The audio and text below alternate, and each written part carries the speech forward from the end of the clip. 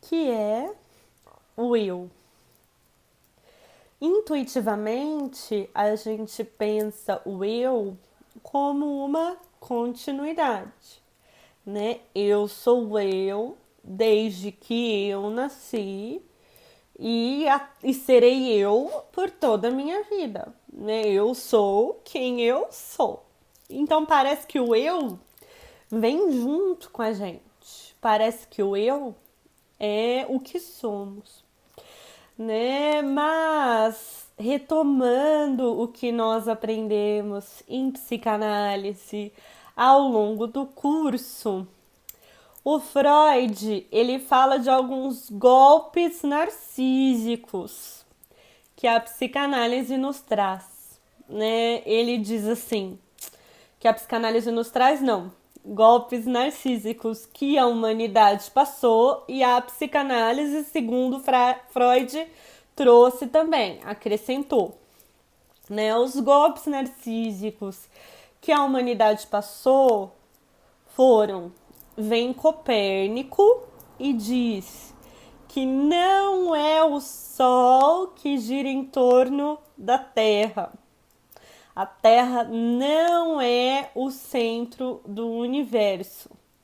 Então, é a Terra que gira em torno do Sol e há todo um sistema solar e há outros sistemas, ou seja, né, o universo é muito mais do que o que a gente pensava lá do planeta Terra como uma referência central. Então a Terra não é o centro do universo. E aí vem Darwin com a teoria da evolução.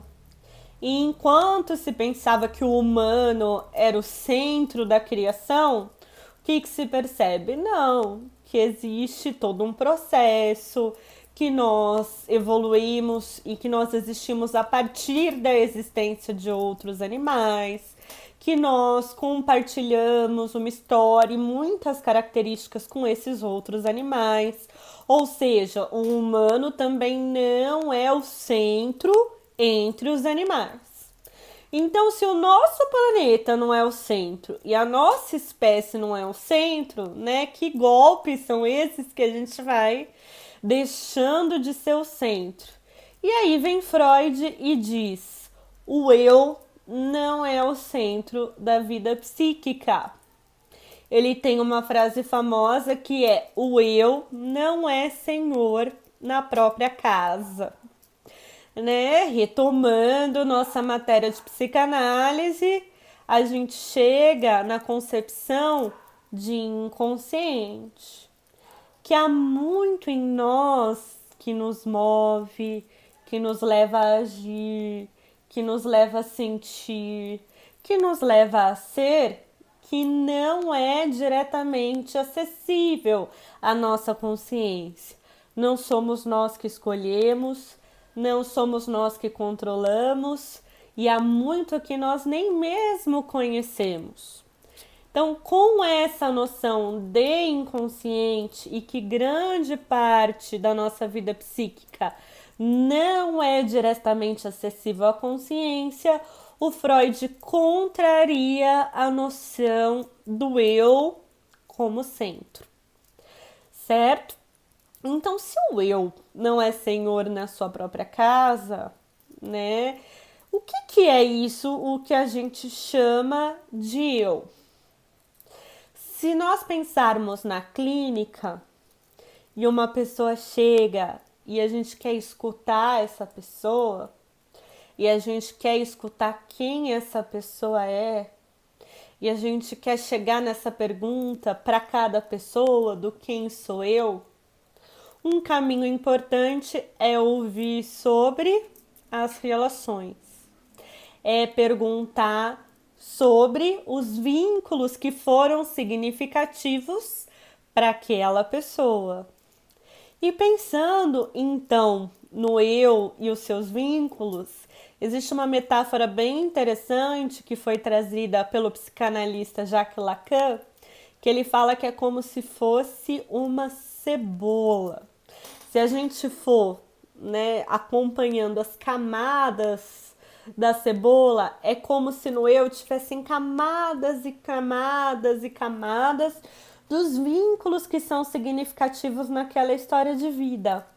E se a gente vai conhecendo os vínculos, os vínculos e os vínculos, como as camadas de uma cebola, a gente chega no fim e não há um núcleo ali, não há uma essência ali, não há um centro ali. Da mesma forma que uma cebola é feita de suas camadas e não há um núcleo, um eu é feito da história dos vínculos significativos. E a essa história de vínculos significativos, nós damos o nome de identificações. Temos uma gatinha querendo participar da aula, né, Tônia? Vamos pro chão? As identificações. Ela veio dar boas-vindas para o segundo semestre. Voltando. A gente tem muito uma ideia, junto com o eu, como uma unidade, como uma organização, como algo individual, de que haveria uma identidade. E de onde vem a noção de identidade? A própria palavra identidade deriva de idêntico, como se uma pessoa fosse idêntica a si mesma ao longo do tempo, idêntica a si mesma em diferentes circunstâncias, idêntica a si mesma em diferentes experiências. E dessa questão de ser idêntica vem a noção de identidade. A psicanálise, ela vai pensar, do mesmo jeito que ao invés de algo indivisível, eu vou pensar na divisão, em como somos todos divididos, nossa vida psíquica é dividida. Em termos de identidade, nós vamos pensar nas identificações. São as identificações que formam o nosso eu. Né? A pessoa, ela vai se formando, o eu, ele vai se formando a partir do outro, a partir do olhar de um outro que cuida, de um olhar de um outro que é significativo, do olhar de um outro que vem como um modelo, que vem como uma referência, que vem como um parâmetro. Até mesmo para a criança dizer eu, né? Como a gente se lembra, também é um exemplo de Jacques Lacan. Ela não olha para o espelho e diz eu.